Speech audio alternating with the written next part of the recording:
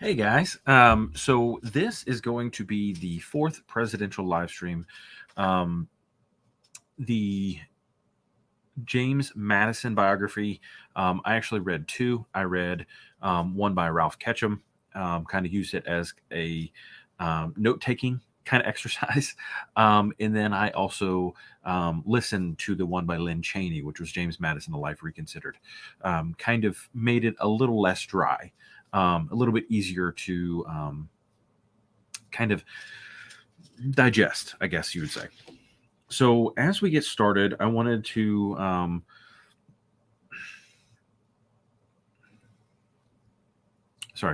as we get started, I wanted to go over a couple facts about James Madison, go into his early life, and then look at his time in the Continental Congress, his time where he helped craft the Constitution and the Bill of Rights, his time writing in the Federalist Papers with Alexander Hamilton and John Jay. Then eventually he became Secretary of State and president. And then he also became a abolitionist at the end of his life. So definitely want to talk about all those things. And I'm excited to talk about them with you guys. So I'm really excited to jump into this. So James Madison, he was born March 16th, 1751, died June 28th, 1836. He served as the Secretary of State from 1801 to 1809 for Thomas Jefferson, and he was a great friend of Thomas Jefferson. He was president from 1809 to 1817 during the War of 1812. He and Alexander Hamilton were the driving men who created the Constitution and wrote the Federalist Papers to the state of New York and New York newspapers. The Federalist Papers are considered some of the best political writing of all time.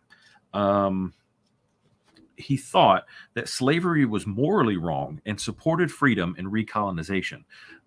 His idea through that was blacks would never get a good shake from the country, and that if they recolonized to Africa, it would give them a better life. I think he was aiming for that in Liberia, but he did become an abolitionist at the end of his life.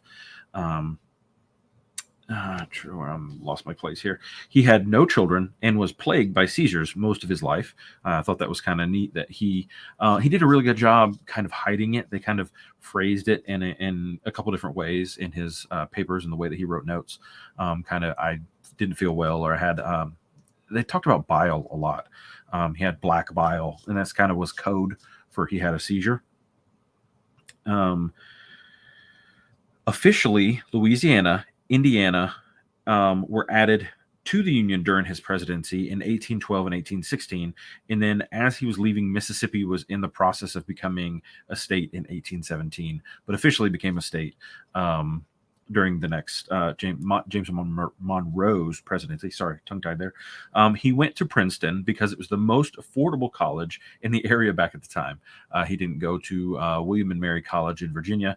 He actually went to Princeton because it was so affordable. I thought that was kind of funny.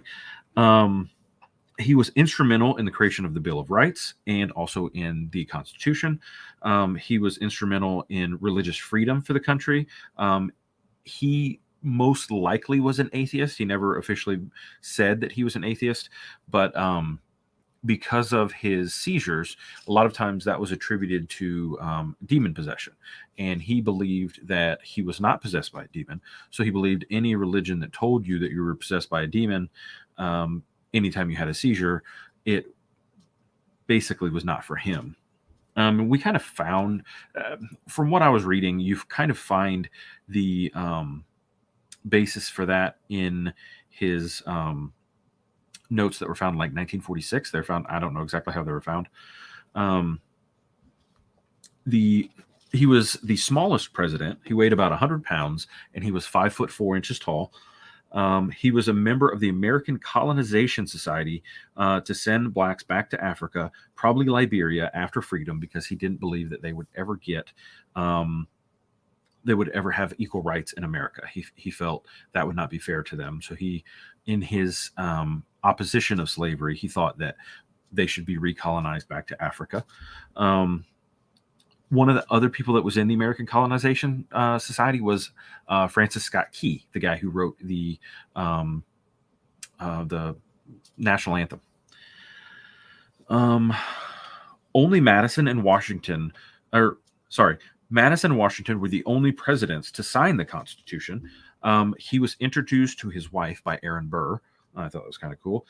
He had a pet macaw, a parrot. He was the first congressman to ever be elected as a president.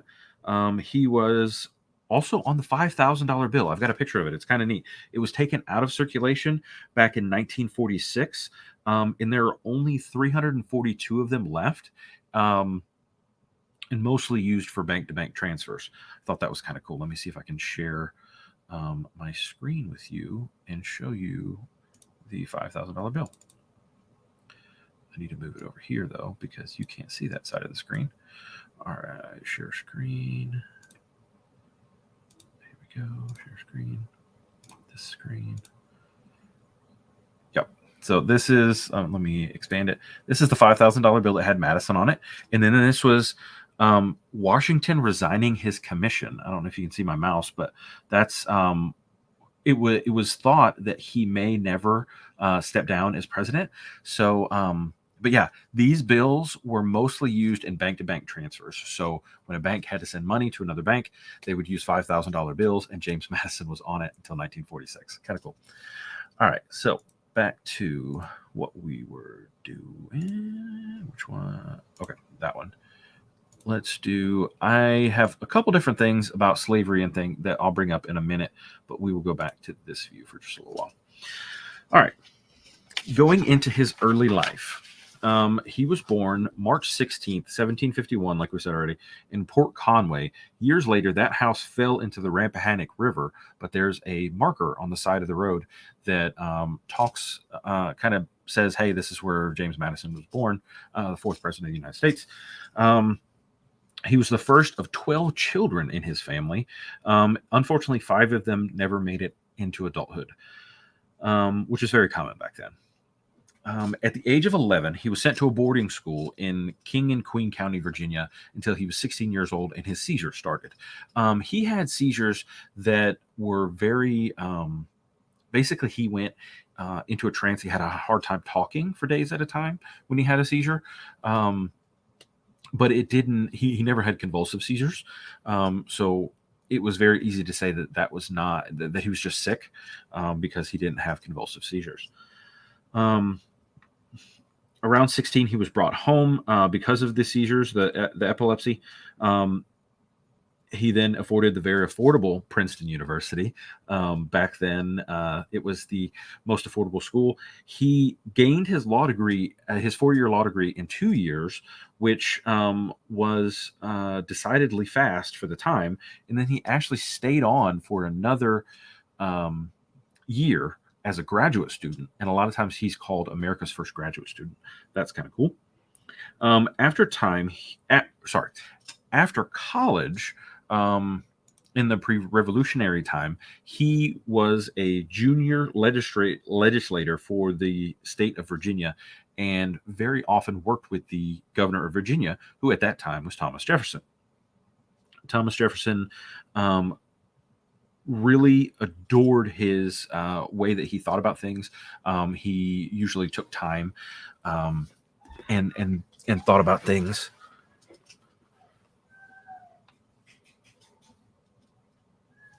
He usually took time and thought about things where let me start over. Thomas Jefferson really enjoyed the way that he thought about things and the way that he was. Sorry, somebody's yelling upstairs. I don't know what they're doing. Kids are supposed to be in bed. I'm starting over again. Sorry, super distracted. My bad. Thomas Jefferson liked the way that he was a thinker, and he stopped and he wasn't afraid to kind of take his time and think about things. He was very instrumental in the Continental Congress during the war when Sorry, I'm very distracted tonight. My bad. He was very instrumental in the Continental Congress, and he noticed a lot of the mismanagement of how the Articles of Confederation was failing, which led to his eventual push for the Constitution in the Continental Congress. Um, he served in the new Virginia legislature and the Constitutional Convention, where he played a vital role. He actually was the person who convinced George Washington to be our first president. He thought only George Washington could be the head of the executive branch and pushed for that. He was then elected to the inaugural House of Representatives as one of the first congressmen. During the Continental Congress, I'm going to go off script here a little bit because I ran out of notes. But during the Continental Congress, he was. Oh, I got comments. Let me check. Sorry. Which instrument was it? Oh, hey, Ramsey. I'm not sure which instrument did I talk about.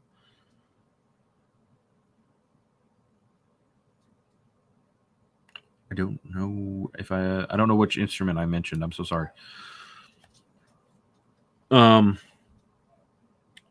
So during the Constitution, he pushed for the states to be represented by population. He said he was instrumental. I got you. I'm sorry. I'm a little tired tonight, but yeah, I did. That's cool, man. I appreciate it. Thanks for being here, man. He pushed for representation by population. So Virginia was one of the most populous states. New York was one of the most populous states. If New York and Virginia didn't sign the Constitutional Convention, it would have never happened. The problem was the states were so fractured that the federal government could not talk to one another. They couldn't deal with one another. So Alexander Hamilton and James Madison worked together a lot to create ideas of the Continental Convention. While Thomas Jefferson at the time was actually in France as a I don't know, he was a delegate, or what do they call that? They're the people that go over there and they talk to other people. I don't know. I can't think right now. But Thomas Jefferson was over there. So Madison actually asked him for books on confederations. And that's initially what the states, our government was an Articles of Confederation, where the different states, Ambassador, you are 100% correct. Thank you. I cannot think. And so he looked at the Dutch Confederation, he looked at the Greek confederations, and just saw that because they did not have a central government, because they just worked together, they would make alliances with one another, and they would work for the benefit of their state. As their state was looking to, tax one another, they were heavily taxing one another, making states like New York very, very powerful, and the small states like Rhode Island, Massachusetts, Vermont, New Hampshire, was just about to be one of those two was just about to be created, and they really didn't have a lot of power. And so what they wanted to do is they wanted to bring the power to a federal government, and in that federal government give the ability for small states to be heard. But Madison didn't really want, he wanted states to have the power apportioned to their size, their population size, because he didn't think that a state like Rhode Island, with a very small population, should have the same amount of say in the government as, say, Virginia or New York or South Carolina. And I understand where he was coming for there. And they kind of, the small states teamed up against him and did, at the time, New Jersey had a very small population. Now it's a huge population, but there was a bill called the Bill of New Jersey Bill, which kind of fought against the Virginia bill, which Madison brought to the Continental Congress, saying that the Congress and the Senate should be represented by population. And then the New Jersey bill was how we got the Senate, and it gave small states a bit more power. Really interesting. And once the Continental Congress laid out what they wanted the Constitution to look like, not the Continental Congress, the Constitutional Convention, they wrote up the Constitution, like down to the letter. They had plans, and they did a bunch of stuff. And then Alexander Hamilton and James Madison and John Jay wrote the Federalist Papers, basically a defense against people. There at the time, there was the anti-Federalist Papers that were saying why the Constitution was a bad idea, why it shouldn't be enacted, and why we should not ever sign it. And because 9 of the 13 colonies had to sign it for it to be accepted. And if New York and Virginia didn't sign it, it would have never happened. So Alexander Hamilton had the idea of writing to the state of New York to convince the state of New York, which in turn would hopefully convince the state of Virginia. Then they celebrated by getting hammered.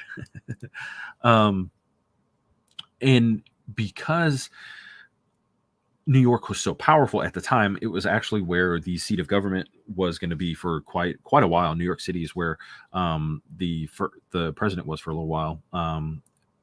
Initially, they were in Philadelphia, then they moved to New York, and then finally they settled on Virginia and created the District of Columbia. So, sorry, a little distracted there.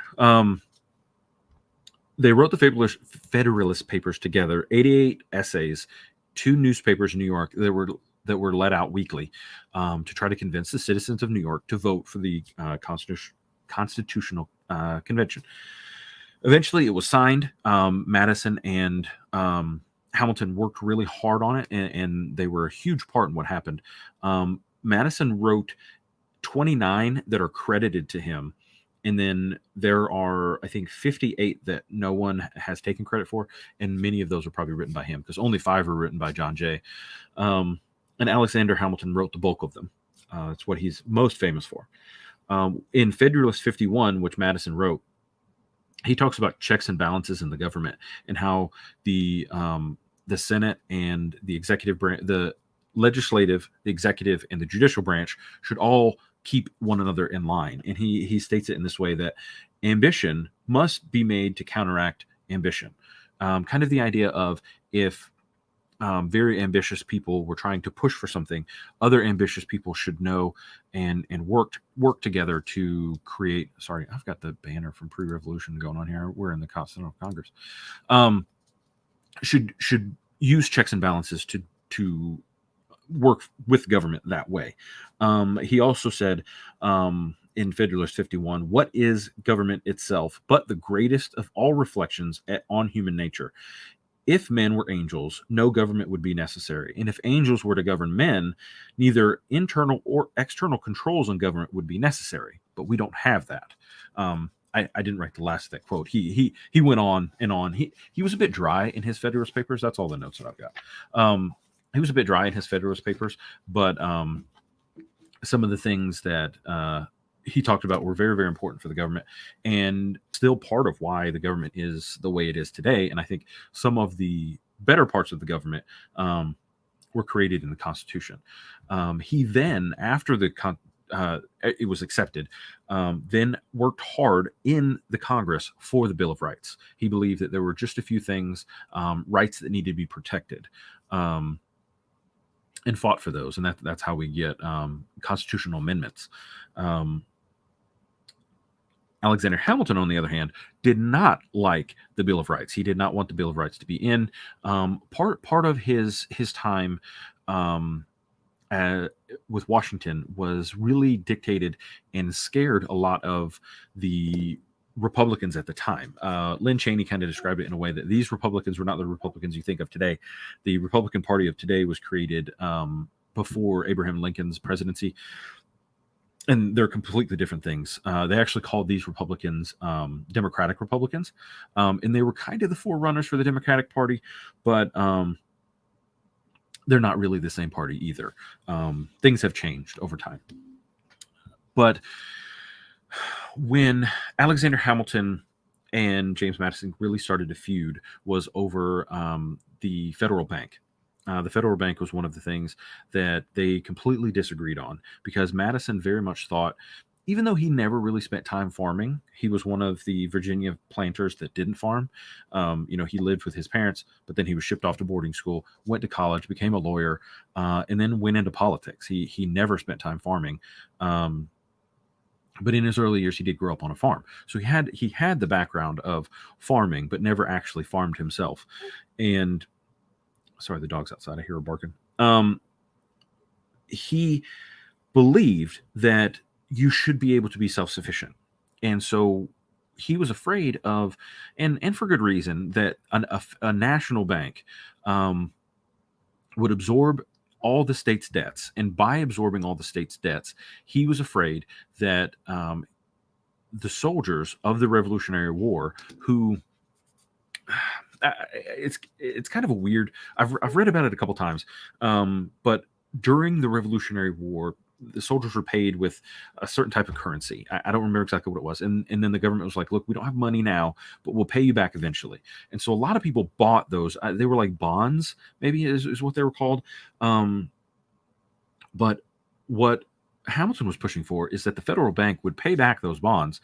But a lot of the soldiers, because they needed money, had sold their bonds to wealthy businessmen that could afford to not have to wait for they were able to wait for the money, I guess is what you'd say.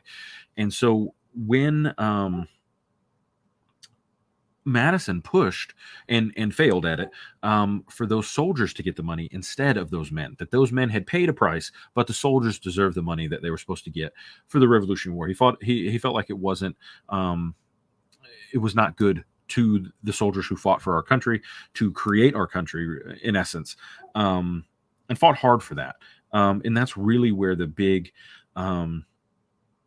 feud between the two of them started. He felt like what we fought for in the Constitution, immediately Alexander Hamilton went far and beyond what he thought federal government should do. He felt that federal government should be small, but it should have the ability to govern and tax. But the state should have most of the rights, and most of the lawmaking should go from the state level. And Alexander Hamilton was like, no, the federal government should be the all-encompassing power. And a lot of people equated that to monarchy, and at that time monarchy was just a no word. Thomas Jefferson, that was why he turned against Alexander Hamilton. And James Madison, really, if Thomas Jefferson did it, James Madison kind of did it as well. I don't think he was much of a follower, but their worldviews were very, very similar. Madison, it was interesting too, because at that time they were doing a campaign. The dog's bark. She's looking in the window, barking at me because she wants to come inside. They were doing a campaign against Alexander Hamilton, so they were going to the northern states and they were politicking against monarchy. At that time is when Madison met Lafayette and became friends with him. They went up to Massachusetts, visited John Adams and his family up there, visited a couple other people in the northern states, kind of really just getting republicanism more popular in the north. And it was definitely a attack on Alexander Hamilton. That was really the feud in the government at that time. It was the Thomas Jefferson and James Madison against Alexander Hamilton, and the people who fell on both sides of that. Sorry, my mouth is really dry.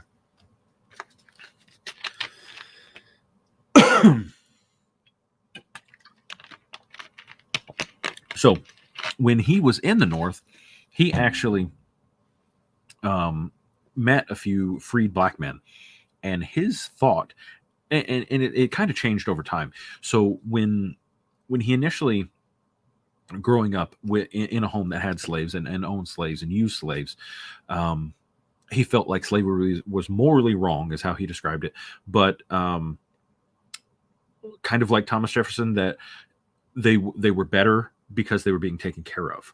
And that was kind of the prevailing thought at the time.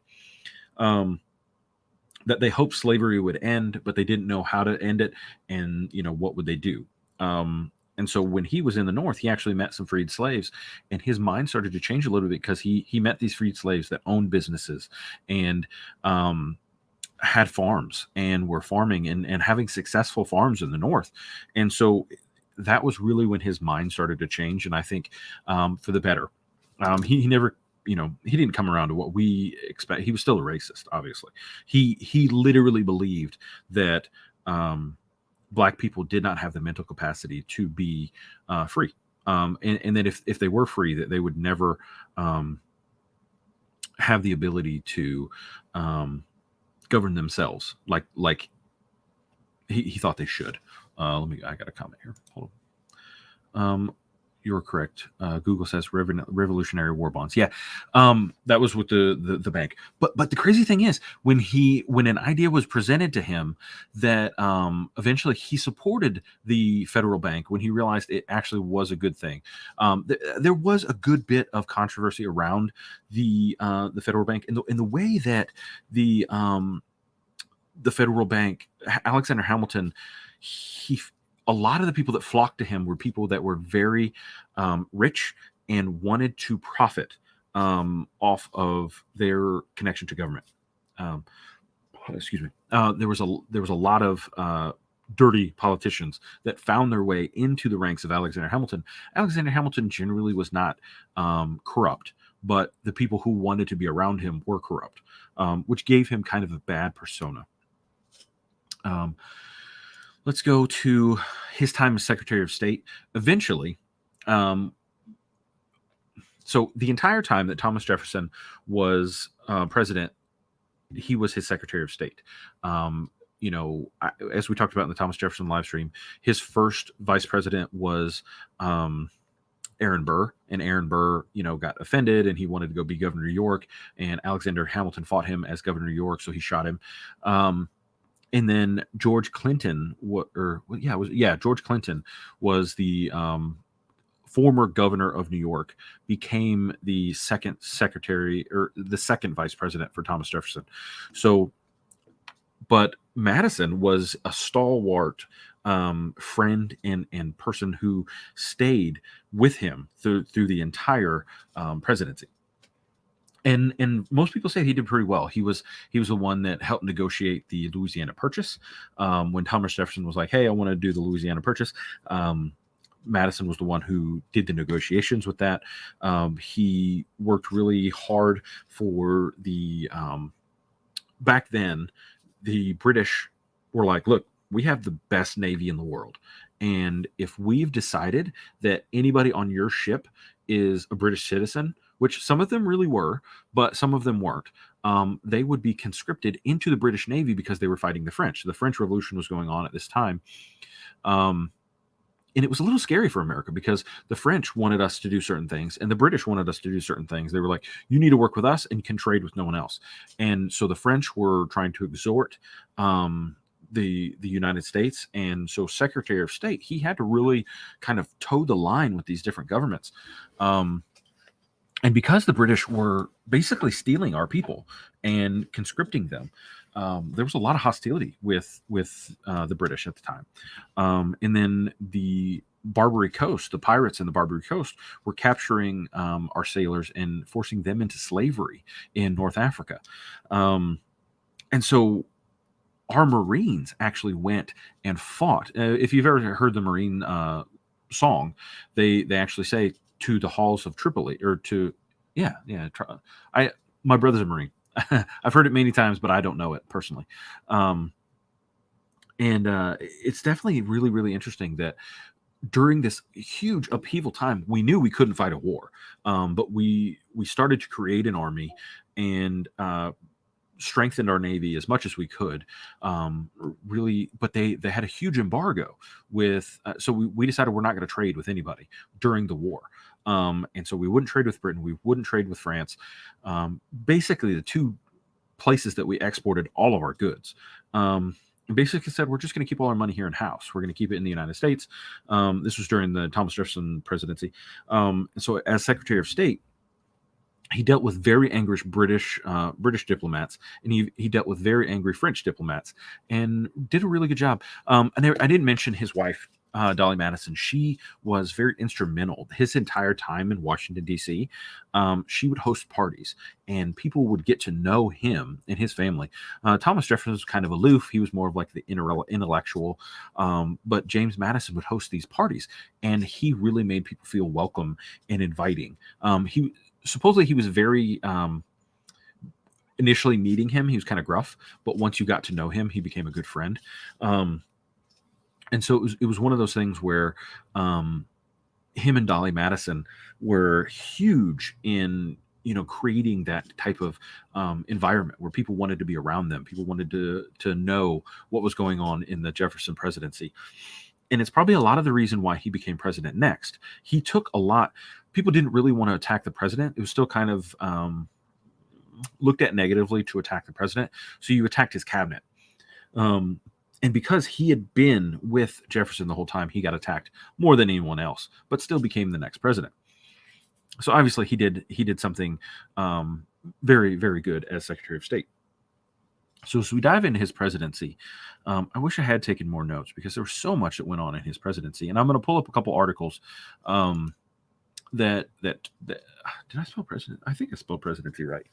I'm going to pull up a couple articles because there's things I definitely want to talk about. One of the big ones was the War of 1812. In the War of 1812, Washington, D.C. literally was burnt to the ground. The only government building left in Washington, D.C. at the time was the post office. And so they were holding political meetings in the post office because it was the only government building still standing. So as we dig into the War of 1812, a lot of what I was talking about with the British Navy is the reason that it happened.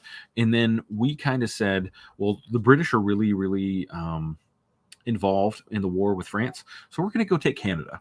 And so in trying to take Canada, it didn't work at all. It worked very, very poorly. So Britain was like, no, Canada's ours. We're not going to let you have Canada. And created it was a weird war, but it was seen as a necessary war. We didn't win, but we didn't lose. But it was kind of seen as a country. It was the first time we'd ever held our own, and that was one of the big things that came out of the war. Our country felt like we could actually hold our own against a foreign power if they ever tried to come and take us over. And I think that's really where the War of 1812 made everybody feel good. There's a lot of mismanagement as I was reading about it, man. The president is commander in chief. So during war, in a war in our country, one of the few wars in our country,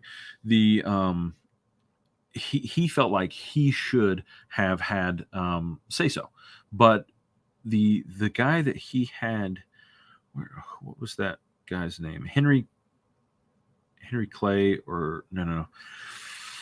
Let me get down to where it was. So as the war broke out, Indiana's territorial governor William Henry Harrison led the U.S. troops into battle for the Battle of Tippecanoe, which I've heard about, but I never really knew what it was before this. Many Indians in the Northwest Territory, including the Shawnee tribes, supported the British, and the War Hawks in Congress, a bunch of congressmen who were pushing for a war with Britain, ultimately voted that it was time for war, and Congress declares war. Let me show you what I'm looking at, so I'm not just looking at it. Go to this page, right? Nope, that's not what I want to do. Okay, I don't know what this is, but so most of them supported the war. In order to strike at Great Britain, U.S. forces immediately attacked Canada, which was then a British colony. American officials were overly optimistic about the invasion's success, given how the U.S. troops were completely unprepared. We didn't have an army at the time. We created an army for this. But one of the try to get my thoughts together. The dog's distracting me. I'm so sorry. One of the big things about the war is that when Andrew Jackson was one of the big soldiers at the time, and he led a battle in New Orleans. Let me see if it's got the numbers of the battle in New Orleans. Yeah, here we go. 1814, which is 2 years into the war. Oh, no. The Star Spangled Banner was created during the War of 1812. I'm all over the place. I'm so sorry. By Francis Scott Key. And it was set to the tune of an old English drinking song and would later be adopted as U.S. national anthem. He was actually on a prisoner ship trying to negotiate the release of his friend, a prisoner for the United States. Tippecanoe and Tyler, yes. Um, Tip a canoe is such a cool name. Like I tipped the canoe. So when the Battle of New Orleans is the one I was wanting to talk about though. With Andrew Jackson, does it have the numbers here? I remember hearing the numbers in. Okay, it was nuts. It was like 2,600 British soldiers were killed and like 6 American soldiers were killed. It was so one sided, and it basically had the war come to a standstill.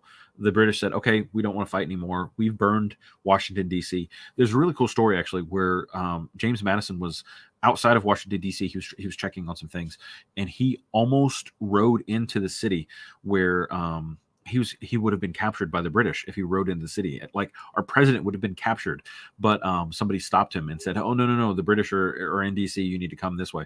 Um, Dolly Madison actually was in the city and took a bunch of their family heirlooms out of the White House, and some of those were saved. But the Library of Congress was burned. Like it's crazy that Washington D.C. at one point was burned by the British. But the war was one of the things. Okay, that's all. This article sucks. I don't like this article.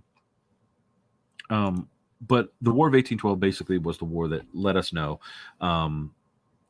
we could hold our own. We could have an army, we could have a navy, and we could fight the British. Now, I mean, if it was all-out war, I think the British would have beat us, but they didn't really want us at the time. They were still fighting France, and so when the war with France ended, we had already thankfully had a peace treaty, and Napoleon was captured, and war kind of ended. Things got better. So as we go to the end of his life, the end of his presidency, one of the things in his presidency that was very controversial was the inclusion of new states.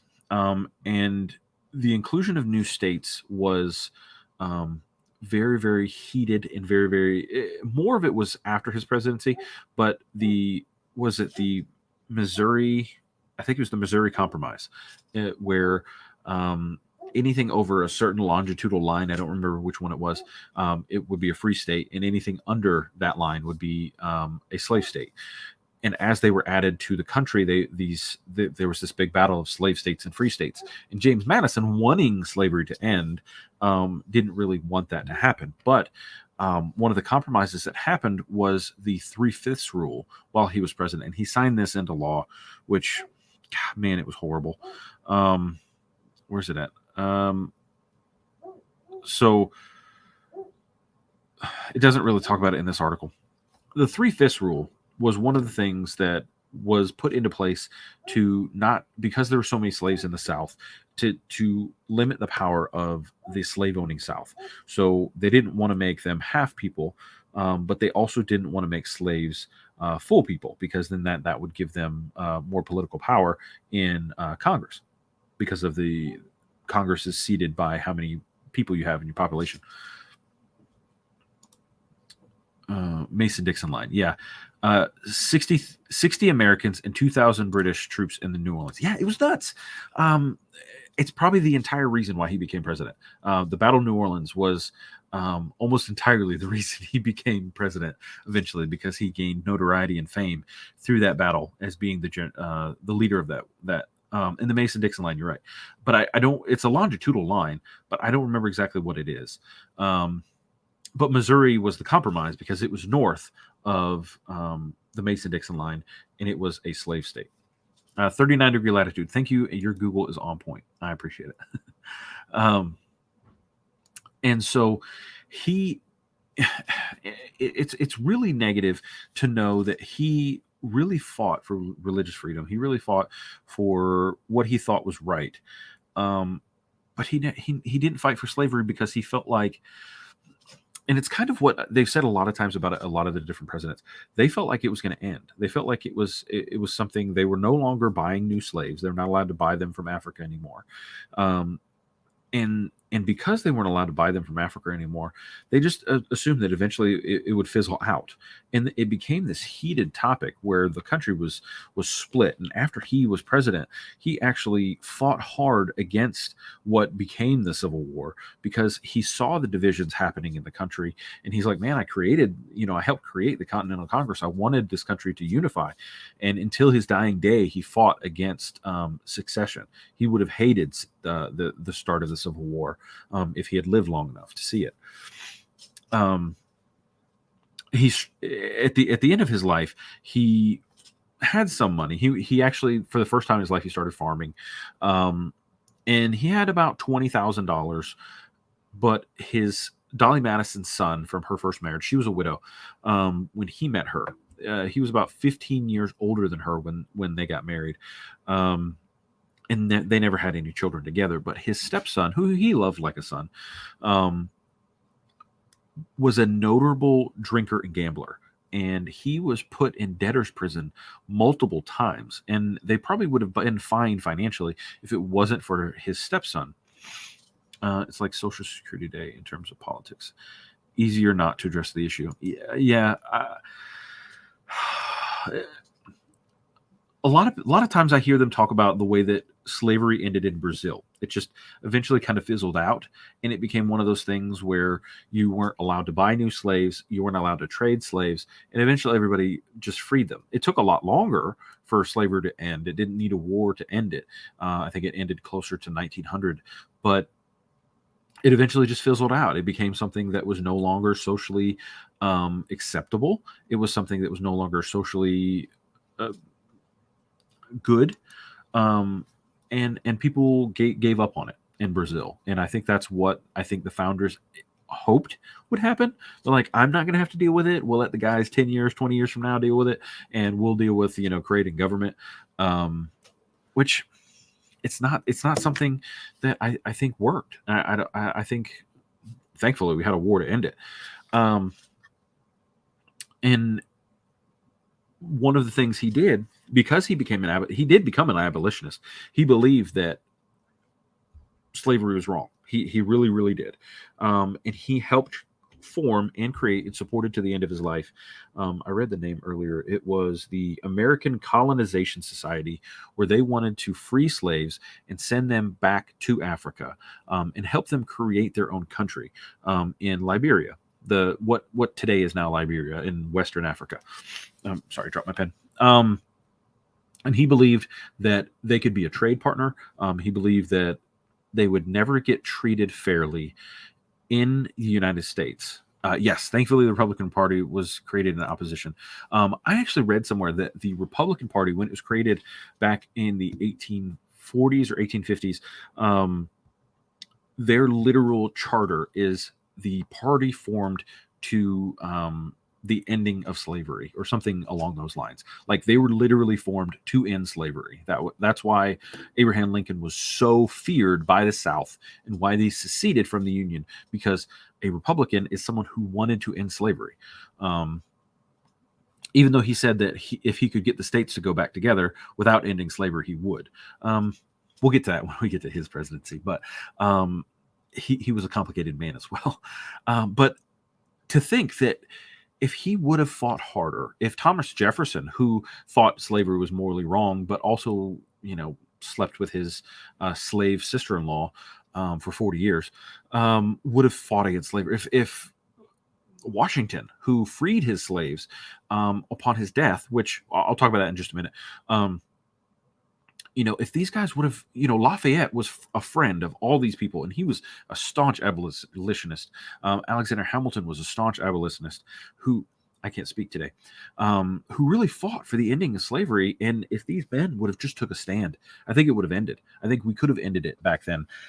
Now, one thing that they did talk about is that most likely the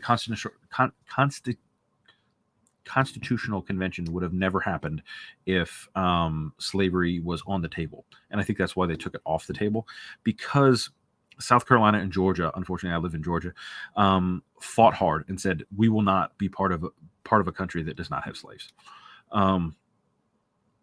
And I hate that. I really, really hate. And when you look into the history of Georgia, Georgia was the one colony in the 13 colonies when it was founded that didn't have slaves and fought against slavery for almost 50 years. And then they became one of the hardest defenders of slavery by the time we became a country and we declared sovereignty. Kind of sucks. Really does suck. But the where was I going? Okay, so we were talking about his stepson. We were talking about slavery and his time with the American Colonization Society. The Francis Scott Key, who wrote the Star Spangled Banner, was also part of that society. Many notable founders actually joined the American Colonization Society, and even Thomas Jefferson thought that that was probably the best bet if slavery did end, that we send them back to Africa and set them up their own country. I understand where they were going with that, but none of the former slaves had ever been in government. They didn't know how to create that kind of stuff. They had no police officers. They were in bondage. Many of them were not even taught how to read. So what kind of success did they expect for African citizens? I just don't understand where they would have. And in that same hand, they'd lived there their entire lives. They'd lived in the United States for generations. That's their home. They didn't have the connection to Africa like some of the slaves that had come over back around the time of the early Revolutionary War. And I think you look at too, like would they kick out all the free black men in the North, men and women in the North? Would they send all those people back to Africa and say, well, no, these will be your leaders, the free black people of the North? Well, these people had businesses, they had homes, they had farms, they had, so it's really a situation where, what would you do there? And he intended to free his slaves upon his death, like Washington did. But he talked to Martha Washington, and she was afraid for her life because George Washington, to not make his elderly wife, I guess, have to do any work. He said, "I'm freeing my slaves at the end as I die, but they're free when she dies." So she was afraid that one of the slaves was going to kill her for the rest of her life. And he loved his wife, Dolly. So he did not free his slaves, but he asked his wife to never sell them and to let them live with him the rest of his life, never buy any more, to take care of the slaves that he owned and to keep them. But eventually, because her stepson ended up in debtor's prison many, many times, she had to pay quite a bit of money to get him out. She had to sell the farm. She had to sell all of the slaves. They had a good close friend who was also an abolitionist who went and bought a bunch of land in Illinois and freed all of his slaves. And some of them were sent to him, if I remember correctly. And so some of those were probably freed. And unfortunately, some of the others were sold back to masters that we don't know who they were. And then Dolly Madison lived in poverty the rest of her life. Congress actually stepped in and created a government stipend for her because they knew that her son would take all of the money, but they basically paid her rent. They bought her a home in Washington, D.C., and she lived in Washington, D.C. till she died. And basically, looked out for her because, she was a former first lady, and they wanted to make sure that she was taken care of for the rest of her life. So I'm currently reading the Federalist Papers. I'm trying to get a better scope on what the government was created as. Alexander Hamilton fought hard against the Bill of Rights because he wanted the Constitution to be the quintessential document of our government. And so I really want to see, I've read the Constitution, kind of skimmed it. I didn't dig into it. I didn't take notes or anything, but I read over it. And then the Federalist Papers are really the defense of the Constitution. I'm reading that as well. So hopefully in the next, I'll probably start at the first of next month. I've got James Madison here, or James Monroe. James Monroe was the second president or fifth president. Blech, I'm all over the place. I might start it next week. I don't know. I just finished Streams of Silver, the second Icewind and Dale book. And so I'm really enjoying fantasy at the moment. I don't know if I want to jump into another presidential biography right away. And I'm not sure who's reading it with us this time. If I know, there's a few people in the Discord. If you guys are interested in joining, the Discord's really where that's going to be. A lot of the discussion is there, and then these live streams. Anybody could join me in these live streams if you've read the book, and it's so much easier to have somebody to bounce stuff off of, like when I'm super distracted or I've got to take a sip of a drink, like right now. So I'd love to have you guys. Anybody's welcome to join me. But I'm going to end it here. Any other questions before we head out?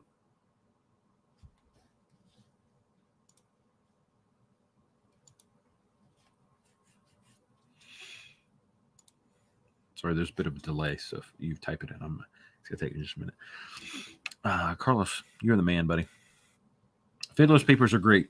It's funny how some people think it's about supporting the federal government. Yeah, it was more of a defense of the Constitution. And it's funny, a lot of times we hear people say, we're a democracy.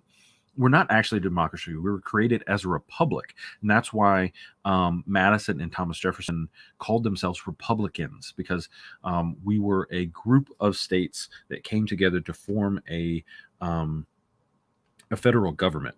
But because we were forming a Republican government, not a federal, sorry. We were forming a Republican government that all states were represented fairly, as fairly as we can design, I guess. And it's really interesting going through the Federalist Papers. Yeah, I'm probably going to read the Anti-Federalist Papers too, Carlos. They were first, and then the Federalist Papers were really the rebuttal to the Anti-Federalist Papers. And so I'd really like to see both sides of the story. But because I did the Hamilton biography and I did the Madison biography, and those guys are just so important, I'm never going to read the John Jay biography. So I don't really worry about him. But I think it's a really interesting. Now, somebody I do want to read a biography of, and I don't really have it on the schedule, is Benjamin Franklin. Very interesting man. He's not who I thought he was in any sense of the way. But all these men, when I'm looking into their lives and looking into their history, Common Sense is awesome as well. Common Sense is really one of the huge catalysts for the Revolutionary War. It was written by a British citizen. Which one's your favorite biography? Is it Ben Franklin?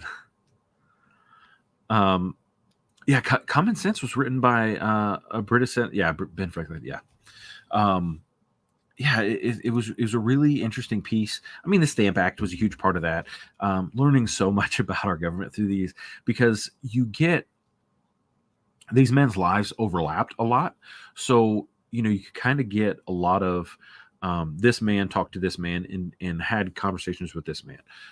Like the Alexander Hamilton biography, if you've ever watched the play, during the play, there's a moment where Alexander Hamilton admits his affair and his blackmail to James Monroe.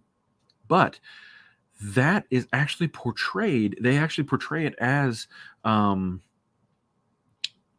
Burr or somebody else. They put, and I get why they did it. They put characters together so that they didn't, I don't know. There's no way that you could put everybody. There was a lot of people. There's a lot of moving pieces.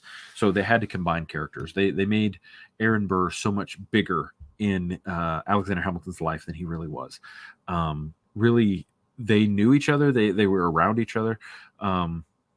Reading it while going through rehab from breaking your tibia and fibula in Afghanistan. Dude, I didn't realize you man, that probably took a while to heal. Tibia and fibula, that's the lower leg, right? Or yeah, it's lower leg, right? Or is that your arm? I can't remember. No, radius and ulna is your arm. So yeah, tibia and fibula is leg. Was it a full break? Like, you break all the way through?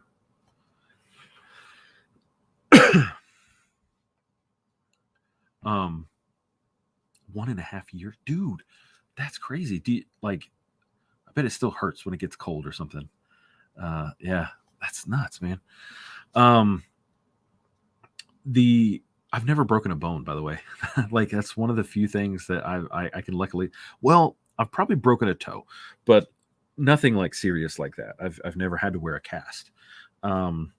It's weird to say, I'm 36. I've never broken a bone, but knock on wood. Um, tell me the story another time. Yeah, we'll Unity wants to do a live stream where we get together and just kind of just talk, and have like a day. So we'll make that part of the discussion. I'll have to ask you about how you work your leg in Afghanistan. So yeah, we'll end it here. Anybody that wants to do the Monroe biography, let me look on my Audible, and my phone is here somewhere.